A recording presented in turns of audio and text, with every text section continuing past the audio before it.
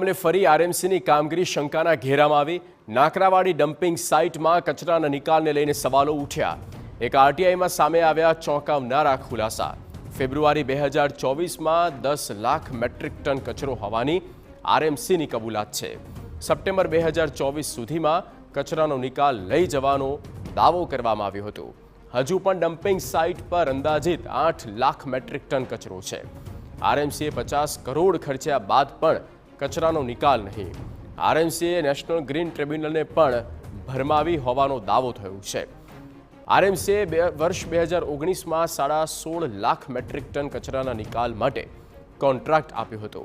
10 lakh metric ton કચરા માટે 16 lakh metric ટનનો contract કેવી રીતે અપાયો, જેને લઈને સવાલ થઈ રહ્યા છે।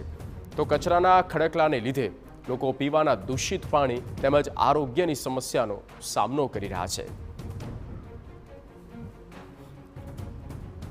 ગુજરાત અને સ્વચ્છ રાજકોટ કરવાની વાતોની વચ્ચે નાકરાવાડીમાં કે જે કચરાના ઢગલાઓ છે તેમાં કચરાના નિકાલને લઈને વિસંગતતાઓ છે તે જોવા મળી છે। મારી સાથે શૈલેન્દ્રસિંહ જાડેજા છે, આપણે તેની સાથે વાત કરીશું કે જેઓ આ સમગ્ર કચરાના નિકાલ અને પ્રદૂષણને લઈને મુહિમ ચલાવી રહ્યા છે। શૈલેન્દ્રસિંહ, તાજેતરમાં જ આપે જે આરટીઆઈ કરી છે, શું નવા ખુલાસા થયા છે અને રાજકોટ મહાનગરપાલિકાની કઈ રીતની બેદરકારી સામે આવી છે?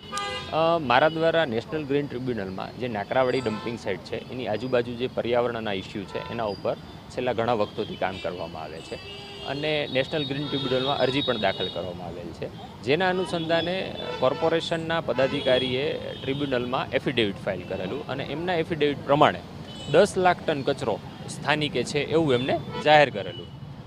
ત્યારે પણ મારા દ્વારા રિપ્લાયમાં કહેવામાં આવેલું હતું કે આ હકીકત ખોટી છે અને માહિતી ખોટી પૂરી પાડવામાં આવે છે।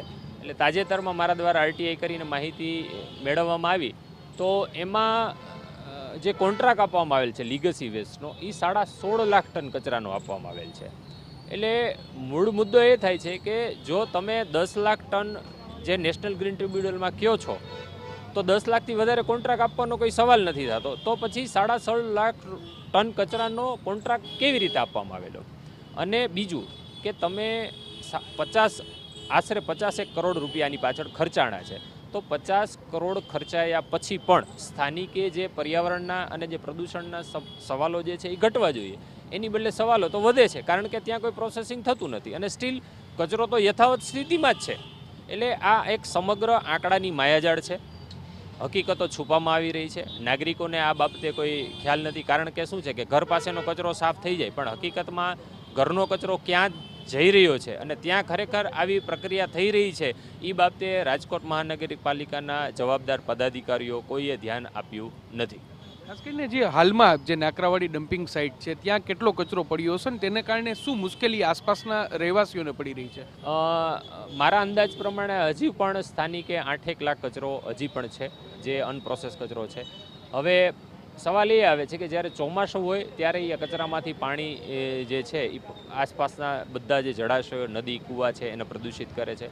ઉનાળો આવે ત્યારે આ કચરામાં લોકો આગ લગાડી અને ધુમાડો થાય છે અને શિયાળામાં આ કચરાથી દુર્ગંધ જે છે એ આસપાસના વિસ્તારમાં ફેલાય છે અને એને લઈને આરોગ્યની સમસ્યા અને હેલ્થના ઇસ્યુ ઊભા થઈ રહ્યા છે।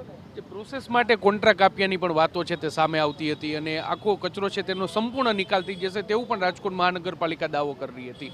આ દાવામાં કેટલો દમ છે, શું કહેશો? હું છેલ્લા 10 વર્ષથી આવા દાવાઓ સાંભળી રહ્યો છું અને 10 વર્ષથી પ્રોસેસિંગની કામગીરી સંપૂર્ણ બંધ છે। વેસ્ટ ટુ એનર્જીનો પ્લાન્ટ 2018માં કોન્ટ્રાક્ટ આપવામાં આવ્યો, 2020માં કામગીરી પૂર્ણ થવાની હતી, 2024 આવ્યું, સ્ટીલ હજી પ્રોસેસિંગ જે છે એ કામગીરી થઈ નથી અને ક્યારે થશે એની પણ હજી કોઈ અંદાજ નથી। પણ એટલે હજુ પણ નાકરાવાડી ડમ્પિંગ સાઇટ છે ત્યાં 8 લાખ ટન જેટલો જે કચરો છે તે પડ્યો છે ને એક તરફ રાજકોટ મહાનગરપાલિકા વર્ષોથી એવો દાવો કરી રહ્યું છે કે જે કચરાનો સંપૂર્ણપણે નિકાલ થશે, પરંતુ વાસ્તવિક સ્થિતિ કંઈક અલગ છે અને જ્યારે રાજકોટ મહાનગરપાલિકા ઓફિશિયલ આંકડાઓ જાહેર કરે છે તેમાં પણ ક્યાંક વિસંગતતાઓ છે તે જોવા મળે છે। ત્યારે જોવાનું રહેશે કે આ સમગ્ર મામલે સત્ય શું છે અને તેને લઈને હવે પર્યાવરણ વિભાગ છે તે કયા પ્રકારની કાર્યવાહી કરે છે। કેમેરા પર્સન ભાવેશ લશ્કરી સાથે મોહિત ભટ્ટ, TV9 રાજકોટ। તો આરએમસીની કામગીરી સામે ઉઠેલા સવાલો બાદ મેયર નયના પેઢડિયાએ નિવેદન આપ્યું। તેમનું કહેવું છે કે કચરાના નિકાલની કામગીરી 3 ફેઝમાં ચાલી રહી છે। 2 ફેઝનું કામ પૂરું થઈ ગયું છે અને હજુ 1 ફેઝનું કામ ચાલુ છે। એજન્સીને કામમાં વિલંબ કર્યો હોય તેને પેનલ્ટી કરાશે। અને ભૂલ અંગે ખુલાસો પણ પૂછવામાં આવશે. ધીમે ધીમે આનો નિકાલ થતો હોય છે. આ કામ આપણે 3 એજન્સીને આપેલું હતું, એને પેનલ્ટી પણ લગાવેલી છે. જે એજન્સીએ ધીમું કામ કર્યું છે એને આપણે પેનલ્ટી પણ આપેલી છે. 1 અને 2 ફેઝનું કામ છે એ થઈ ગયું છે. 3જા ફેઝની અંદર આ કામ છે એ આપણે પૂર્ણ કરવાનું એજન્સીને પણ આપણે નોટિસો આપેલી છે કે ઝડપથી આ કામ છે એ પૂરું કરે.